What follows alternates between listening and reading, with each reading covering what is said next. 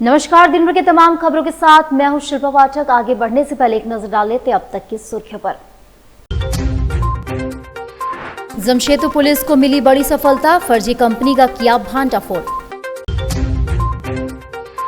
सरायकेला खरसवां जिले के ईचागढ़ थाना क्षेत्र में हुई हत्या के मामले में पुलिस ने 5 आरोपियों को किया गिरफ्तार। उलीडीह स्थित कृष्णानगर में 2 मंजिला मकान के छत से गिरकर एक मजदूर की हुई मौत। और जमशेदपुर की कदमा पुलिस ने ऑटो चोर गिरोह का किया पर्दाफाश, 7 ऑटो के साथ 3 को किया गिरफ्तार। जमशेदपुर पुलिस को मिली बड़ी कामयाबी, फर्जी कंपनी का भांडाफोड़, बंधक बनाए गए 179 युवक युवतियों को किया गया रिहा और 4 को किया गया गिरफ्तार। जमशेदपुर की ग्रामीण पुलिस को बड़ी कामयाबी हाथ लगी है, जहां फर्जी कंपनी का भांडाफोड़ किया गया। इस दौरान फर्जी कंपनी के कार्यालय में कार्यरत 4 बदमाशों को गिरफ्तार कर जेल भेजा गया। गिरफ्त में आए बदमाशों में गोविंदपुर का रोमंड कुमार, डोमचांच का मोहन कुमार राणा, वैशाली का शिवम कुमार सिंह और कुलदीप सिंह शामिल है। वहीं इस सरगना का मुख्य आरोपी गया का राजू यादव, बिहार का सुनील यादव, राहुल रंजन, अनिल रवि चौहान और अन्य लोगों की गिरफ्तारी के लिए छापेमारी की जा रही है। मामले का उद्भेदन करते हुए ग्रामीण एसपी ऋषभ गर्ग ने बताया कि एसडीपीओ घाटशिला के नेतृत्व में टीम का गठन किया गया, जिसमें पाया गया कि घाटशिला थाना क्षेत्र अंतर्गत बेरोजगार युवाओं से नौकरी के नाम पर 25,000 रुपये एसएमएस रिया एंटरप्राइजेस द्वारा लिया जा रहा था। उन्हें अन्य 2 लोगों को नेटवर्क में जोड़ने के लिए दबाव बनाया जाता था। वहीं ऐसा नहीं करने पर युवकों के साथ मारपीट की घटना और घर नहीं जाने दिया जाता था। ग्रामीण एसपी के निर्देशानुसार घाटशिला के माऊ भंडार ओपी क्षेत्र में संयुक्त छापेमारी कर फर्जी कंपनी कार्यालय में कार्यरत 3 युवकों को रंगे हाथ गिरफ्तार किया गया एवं अन्य बेरोजगार युवाओं के साथ मारपीट करने के आरोपी को गिरफ्तार किया गया। वहीं कुल 179 युवक युवतियों को चिन्हित किया गया, जिन्हें बंधक बनाकर रखे गए थे। उन्हें उनके शहर महाराष्ट्र, छत्तीसगढ़, वेस्ट बंगाल, उड़ीसा भेजा जाएगा। वहीं इस घटना के बाद रिया एंटरप्राइजेस को सीज कर दिया गया एवं अन्य दस्तावेजों को जब्त कर लिया गया। फिलहाल 4 को गिरफ्तार कर न्याय की हिरासत में भेज दिया गया है और साथ ही अन्य की छापेमारी जारी है। कल हम लोगों को एक गुप्त सूचना प्राप्त हुई थी कि घाटशिला थाना क्षेत्र अंतर्गत जो है कुछ लड़के और लड़कियों को, जिनकी की उम्र लगभग 18, 20, 22 साल तक के हैं ज़्यादातर लोग, उनको बंधक के रूप में रखा गया है और उनको प्रताड़ित भी किया जाता है, उनके साथ मारपीट भी की जाती है। तो उसके पश्चात हम लोगों ने वरीय पुलिस अधीक्षक महोदय को सूचित करते हुए एक गठन किया दल का और उसकी जांच के क्रम में तुरंत सीनियर सर के नेतृत्व में और उनके आदेश के आलोक में हम लोग ने कार्रवाई करा। उसके बाद हम लोगों ने जब घाटशिला थाना क्षेत्र अंतर्गत छापेमारी की तो हम लोगों को उस जगह से 179 कम उम्र के लड़के और लड़कियां, 18 प्लस ही हैं सारे के सारे जो हैं, पर इनकी उम्र ज़्यादा नहीं है। ये ज़्यादातर रहने वाले कुछ महाराष्ट्र के हैं, कुछ छत्तीसगढ़ के हैं, कुछ मध्य प्रदेश के हैं, काफ़ी सारे इनमें से बिहार के हैं। ये सब लोगों को बंधक टाइप का बना के वहाँ पे रखा हुआ था घाटशिला थाना क्षेत्र अंतर्गत। तो जब वहाँ पे पूछताछ की गई, वहाँ पे कुछ लोग भी मिले जो इस केंद्र को संचालित कर रहे थे। उनके द्वारा बताया गया कि इन बच्चों को ये लोग प्रलोभन देते थे कि भाई 25,000 रुपये आप हमारे पास जमा कराइए, उसके एवज में हम लोग आपको जो है नौकरी देंगे। और कुछ को सरकारी नौकरी का झांसा दिया, कुछ को बोला कि यहाँ पे ट्रेनिंग करा के कहीं और नौकरी लग जाएगा। तो उस क्रम में जब ये बच्चे यहाँ पे आए तो उसके बाद इन लोगों को बंधक बना के तरीके से रख लिया। इनसे 10,000 रुपये आते ही ये लोग ले लिया करता था कि अब ये इससे तुमको खाना पीना देंगे जब तक तुम्हारा ट्रेनिंग चलेगा, और लगभग 15,000 रुपये के इन लोगों को ऊट पटांग टाइप के कुछ प्रोडक्ट्स दे दिया करता था। दवाइयाँ कुछ दे दी कि बीपी की, शुगर की, मतलब दवाइयों का जिनका मतलब हमको अभी पूरा वेरिफिकेशन करना पड़ेगा कि वो दवाइयाँ कारगर भी हैं, कहीं ऐसा भी हो सकता है कि फर्जी मेडिसिन दे देते हो। तो उनका कॉस्ट इनको 15,000 रुपये बोल के दे देता था। तो इस प्रकार से इनका पूरा 25,000 रुपये रख लेते थे और फिर इन लोगों के ऊपर ये दबाव बनाते थे कि तुम लोगों को तभी यहाँ से जाने को देंगे जब तुम अपने परिचय कम से कम 2 लड़कों या लड़कियों को यहाँ पे बुला लोगे। तो उस क्रम में एक ये चेन बनती चली जाती थी। जो लड़के इनकी बात मानने से मना करते थे उनके साथ ये लोग काफ़ी दुर्व्यवहार भी करते थे, मारपीट भी करते थे। उसके भी वीडियोज़ हम लोगों को मिले हैं। और इस ग्रुप के जो तार हैं वो गोविंदपुर थाना क्षेत्र अंतर्गत भी हम लोग को जुड़े हुए मिले हैं। इस ग्रुप का जो सरगना है वो उधर से ही संचालित करता है अपने आप को, वहीं पे रहता भी है जहाँ तक हम लोग को सूचना प्राप्त हुई है। और जब से हम लोग ने छापेमारी की है तब से वो फरार है। तो एक FIR इस संदर्भ में गोविंदपुर थाना क्षेत्र में भी हुई है हम लोगों की, और वहाँ भी हम लोगों ने काफ़ी लोगों को रेस्क्यू किया है।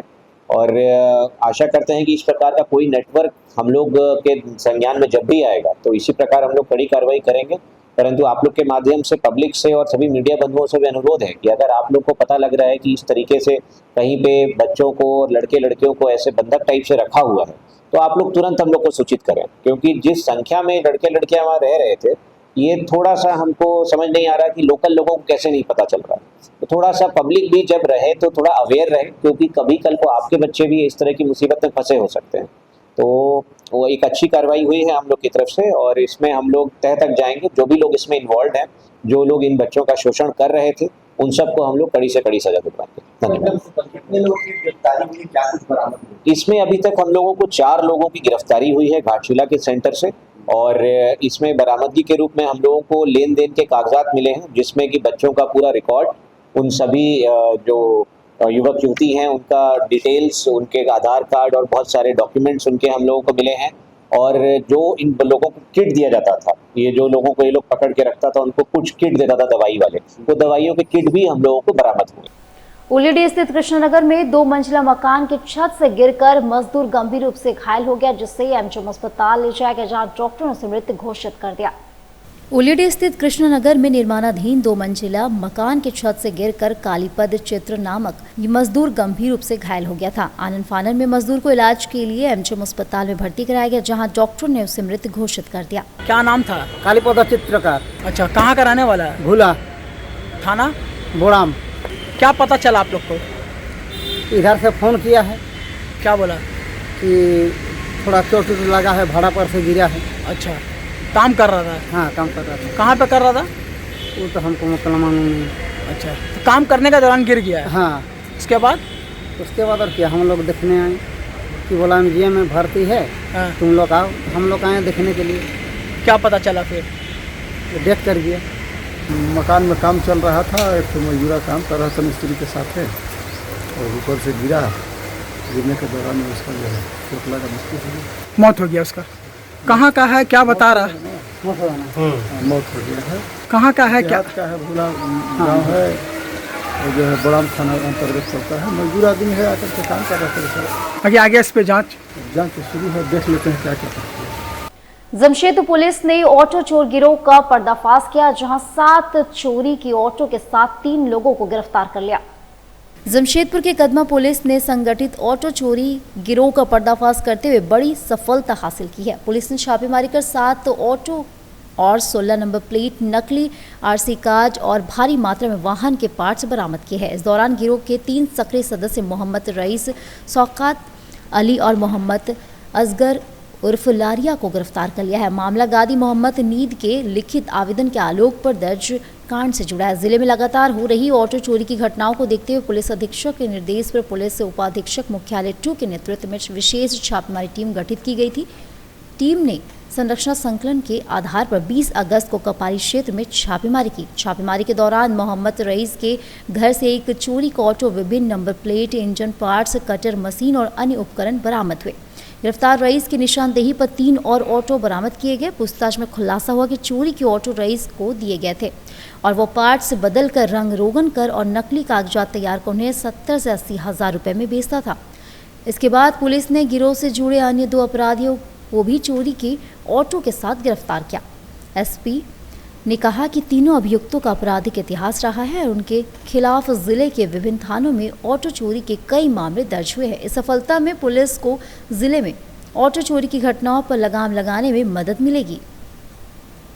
19 अगस्त 2025 को हमें एक वादी का कंप्लेन आया था कदमा थाना में कि उनके ऑटो को अज्ञात चोरों द्वारा चोरी कर ली गई है। तो ये पिछले क्राइम मीटिंग में भी डिस्कस हुआ था कि ऑटो चोरी की घटनाएं थोड़ी बढ़ी थी शहर में।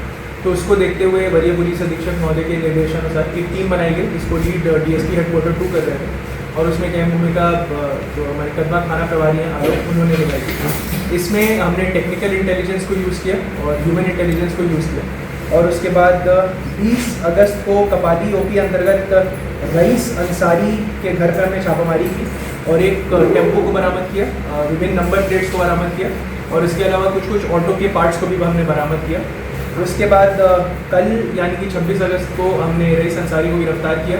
उनके निशानदेही पे हमने और ऑटो भी बरामद किए और उनसे पूछताछ के बाद हमें 2 और ऑटो चोरों की सूचना मिली, जिसके ऊपर हमने और कार्रवाई की, उन दोनों को भी अरेस्ट किया है तो टोटल 3 अरेस्टिंग हुई है। मोहम्मद रईस 40 वर्ष का है, ये कपाली का रहने वाला है। शौकत अली 27 वर्ष का कपाली का रहने वाला है। और मोहम्मद असगर उर्फ लारिया, ये भी आज़ाद नगर का रहने वाला है। तो इसमें आपको ये बता दें कि ये जो 2 चोर थे, ये रात में या शहर में घूम के ऑटो को चोरी करते थे।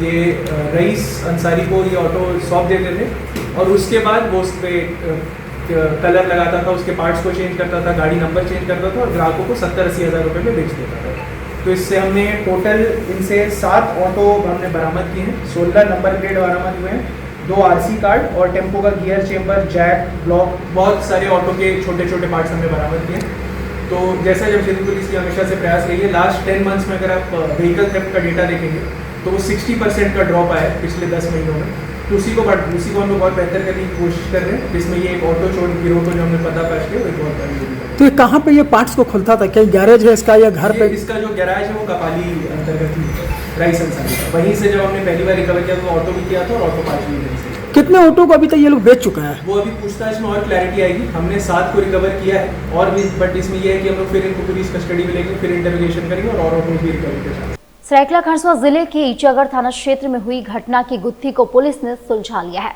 पुलिस ने इस मामले में 5 आरोपियों को गिरफ्तार कर लिया है। मृतक की पहचान बुद्धेश्वर पुराण के रूप में हुई है, जो ईचागढ़ प्रखंड के पुरांडी गांव का निवासी था। आपको बता दें कि 25 अगस्त को बुद्धेश्वर पुराण पर गांव के ही कुछ लोगों ने लाठी डंडों से हमला कर दिया था। हमले में वो गंभीर रूप से घायल हो गए थे।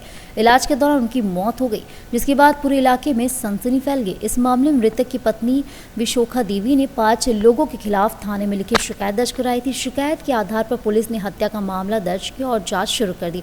आरोपी में राजेंद्र पुराण, टीपू पुराण, बांधोन पुराण, नेहरू पुराण और राम श्रृंगार पुराण शामिल है। पुलिस अधीक्षक के निर्देश पर इस मामले में एक विशेष छापेमारी दल का गठन किया गया। दल में ईचागढ़ थाना प्रभारी और अन्य अधिकारी शामिल थे। टीम ने त्वरित कार्रवाई करते हुए सभी आरोपियों को गिरफ्तार कर लिया है। साथ ही घटना में प्रयुक्त लाठी डंडे भी बरामद कर लिए गए। गिरफ्तार आरोपियों को अदालत में पेश करने के बाद न्यायिक हिरासत में भेजा जा रहा है। और इधर टाटा स्टील के पूर्व चेयरमैन सरदोराबजी टाटा को उनके जन्मदिन पर श्रद्धांजलि दी गई। साथ ही टीवी नरेंद्र ने सरदोराबजी को याद किया।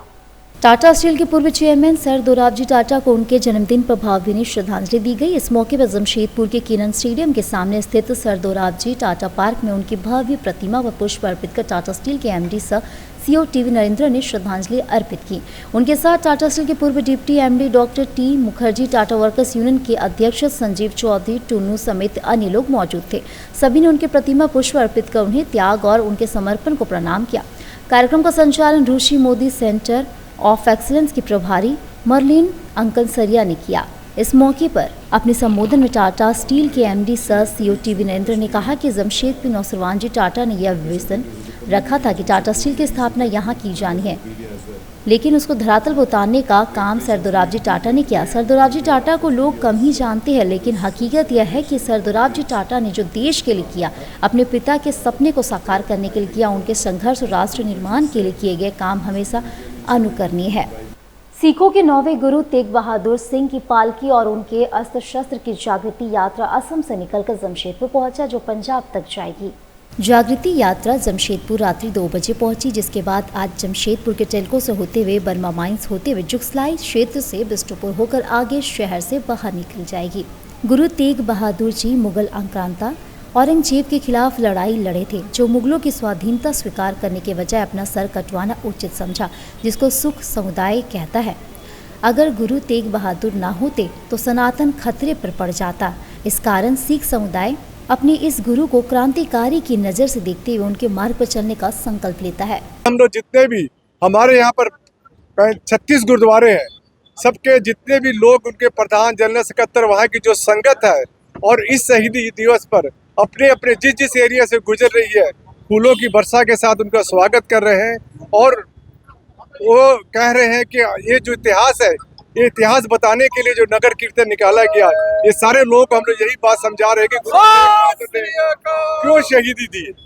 और अब वक्त तो चला छोटे से ब्रेक का। बने हमारे साथ तो देखते रह सिटी न्यूज। बेहुनर आदमी जिंदगी भर नौकरी की तलाश में भटकता है और हुनरमंद इंसान को नौकरी तलाश करती है।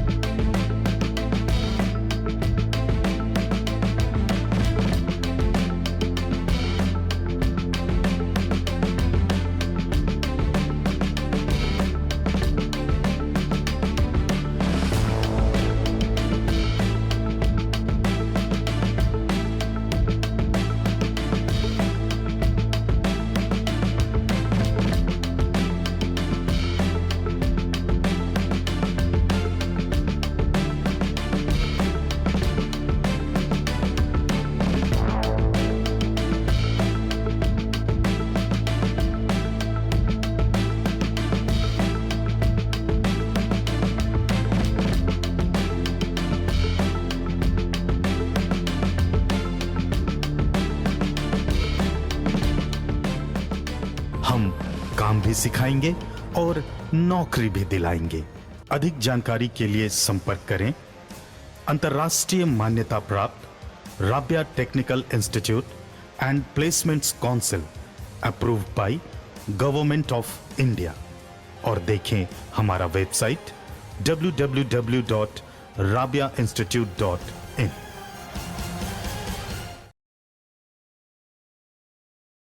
ब्रेक के बाद एक बार फिर से आप सभी का स्वागत है।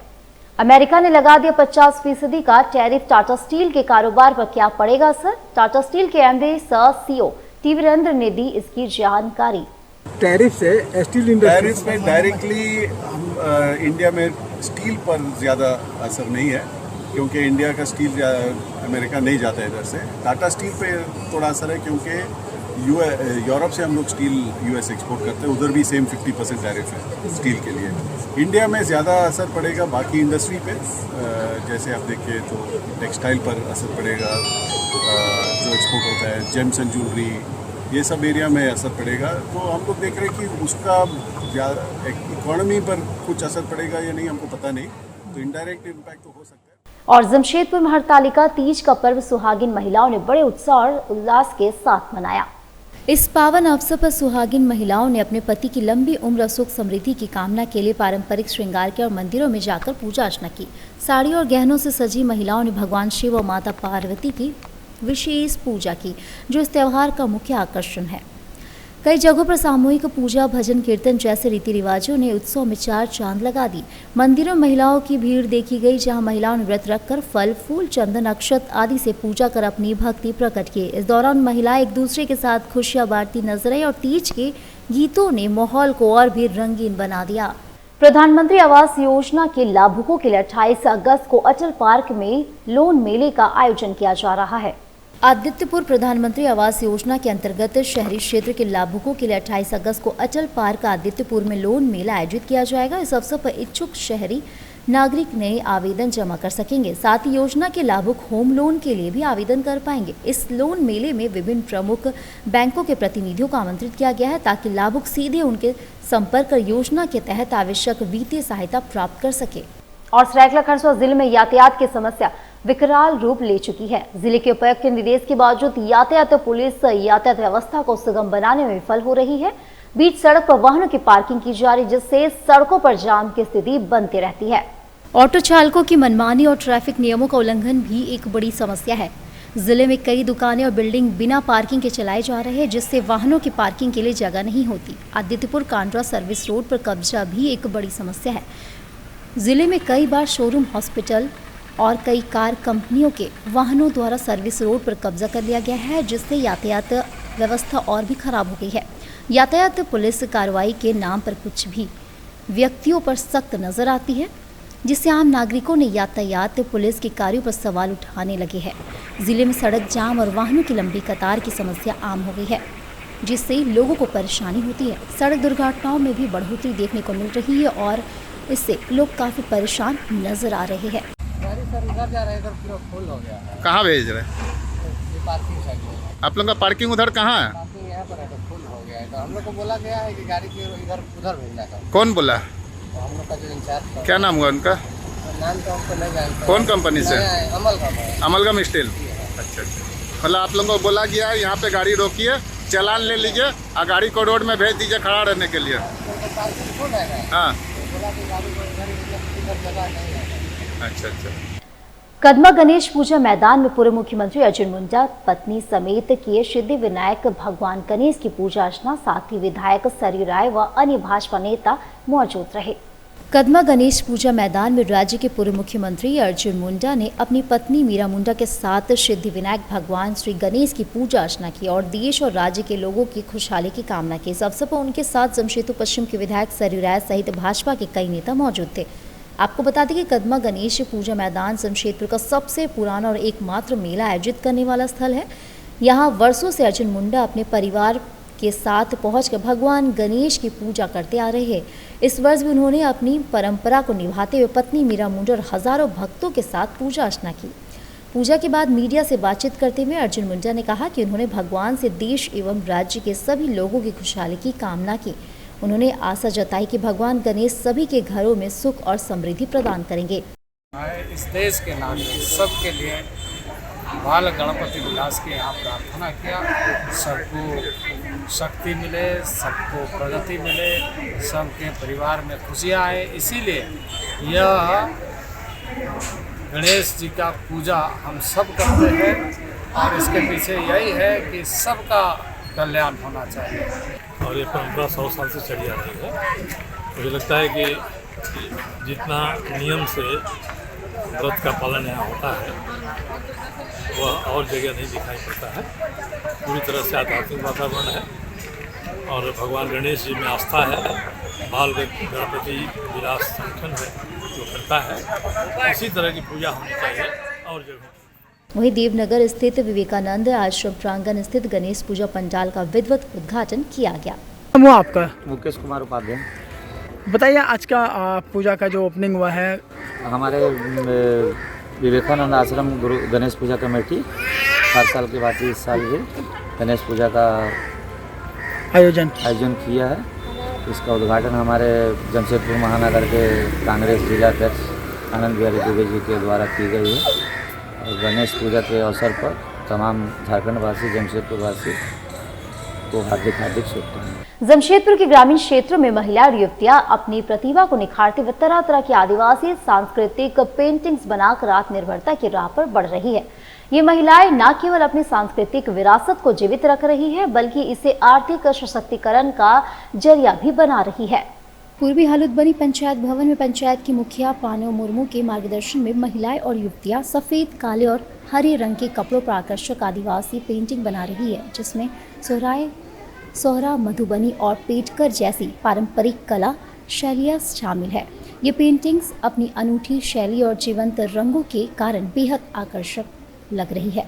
सोहराय पेंटिंग, जो प्रकृति और आदिवासी जीवन से प्रेरित है, अपनी जटिल डिजाइनों के लिए जानी जाती है, जबकि वर्ली कला अपनी सादगी के लिए जानी जाती है। मधुबनी और पेंटकर पेंटिंग्स भी इनकी सांस्कृतिक समृद्धि को दर्शाती है। मुखिया पानो मुर्मू और अबीरा संस्था के नेतृत्व में इस महिलाओं को विशेष प्रशिक्षण दिया जा रहा है ताकि वे इन कला रूपों में निपुण हो सके। प्रशिक्षण का मकसद केवल कला सीखना ही नहीं, बल्कि इस पेंटिंग्स को बाजार में बेचकर आर्थिक रूप से आत्मनिर्भर बनाना भी है। ये पेंटिंग्स स्थानीय और बाहरी बाजारों में काफ़ी लोकप्रिय हो रही है, जिससे इन महिलाओं को अपनी कला के माध्यम से आय का एक नया स्रोत मिल रहा है। पंचायत की मुखिया पानो मुर्मू ने बताया कि इस पहल का मुख्य उद्देश्य ग्रामीण महिलाओं और युवतियों को आदिवासी सांस्कृतिक के समृद्धि कला से जोड़ना, उन्हें आत्मनिर्भर बनाना है। उन्होंने कहा कि हमारी कोशिश है कि ये महिलाएं न केवल अपनी सांस्कृतिक विरासत को संरक्षित करें, बल्कि इसे एक आजीविका के साधन के रूप में भी अपनाएं। इस पहल के लिए प्रशिक्षण के साथ साथ इन पेंटिंग्स को प्रदर्शनियों और स्थानीय बाजारों में बिक्री के लिए प्रोत्साहित किया जा रहा है, ताकि ये महिलाएं आर्थिक रूप से स्वतंत्र हो सके और अपने परिवारों का बेहतर ढंग से पालन पोषण कर सके। हमारे पंचायत क्षेत्र में तो जो घरेलू महिलाएं हैं और जिनका स्वरोजगार का साधन नहीं है, तो हम लोग पंचायत में पेंटिंग सिखवा रहे हैं अबीरा एनजीओ की तरफ से।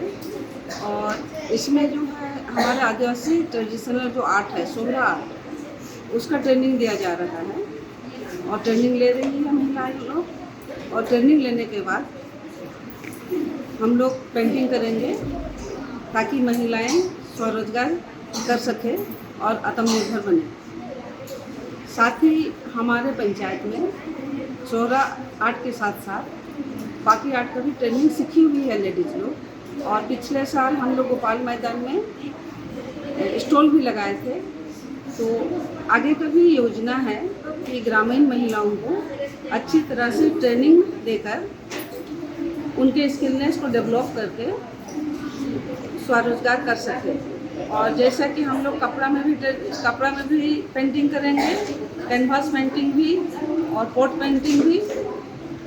जहाँ जहाँ हम लोग पेंटिंग कर सकते हैं उसमें पेंटिंग करके हम लोग स्वरोजगार करेंगे। और पंचायत में एक सेंटर स्थापित करने की योजना है ताकि महिलाएं यहीं घर में रह के काम करें और अपने जीवन यापन के लिए स्वरोजगार कर सकें। और ये हम लोग का मतलब अभी तो छोटे छोटे कपड़ा भी बना रहे हैं, तो ये हम लोग का 1 से 2 दिन तक मतलब ड्राइंग बनाना प्लस कलर करना 2 दिन में ख़त्म हो जाता है। और इससे अपना जो कल्चर का जो आर्ट है उसको हम लोग सीख रहे हैं और आगे चल के इसको बरकरार रखेंगे। ये यहाँ पर जैसे कि बहुत सारी महिलाएँ हैं तो मतलब आसपास किसी गाँव में रहती है तो मतलब स्वरोजगार के लिए ये अबीरा के द्वारा ये योजना चलाई जा रही है, कार्यक्रम चलाया जा रहा है ताकि जितनी भी महिलाएँ हैं वो मतलब खुद सेल्फ डिपेंडेंट हो सके और यहाँ से आगे निकल सके, अपने आर्ट को दिखा सके। इसलिए हम सब प्रयास करें और हम लोग का प्रयास काफ़ी हद तक बहुत आगे हम लोग बढ़ चुके हैं और हम लोग सोच रहे हैं कि आने वाले समय में मतलब यहाँ से मतलब अभी तो हम लोग फिलहाल सौरा आर्ट सीख रहे हैं, इसके अलावा भी सोहराय पेटकर जैसे ये सभी आर्ट को सीख करके हम लोग और आगे बढ़ना चाहते हैं। पेंटिंग सीख रही महिलाओं का कहना है कि पेंटिंग सीखकर हम लोग आत्मनिर्भर बनेंगे और रोजगार करेंगे। इस तरह यह पहल न केवल ग्रामीण महिलाओं को सशक्त बना रही है बल्कि आदिवासी कला और संस्कृति को भी बढ़ावा दे रही है, जो आने वाले समय में इन समुदायों के लिए एक मजबूत आर्थिक आधार प्रदान कर सकती है। और अब चलते चलते एक नजर डाल लेते हैं अब तक की सुर्खियों पर। जमशेदपुर पुलिस को मिली बड़ी सफलता, फर्जी कंपनी का किया भांडाफोड़। सरायकेला खरसुआ जिले के ईचागढ़ थाना क्षेत्र में हुई हत्या के मामले में पुलिस ने 5 आरोपियों को किया गिरफ्तार। उलीडी स्थित कृष्णानगर में 2 मंजिला मकान के छत से गिरकर एक मजदूर की हुई मौत। और जमशेदपुर के कदमा पुलिस ने ऑटो चोर गिरोह का किया पर्दाफाश, 7 ऑटो के साथ 3 को किया गिरफ्तार। तो आज के लिए बस इतना ही। कल फिर मिलेंगे कुछ अहम नई खबरों के साथ। तब तक के लिए दीजिए पूरी टीम को इजाजत। नमस्कार।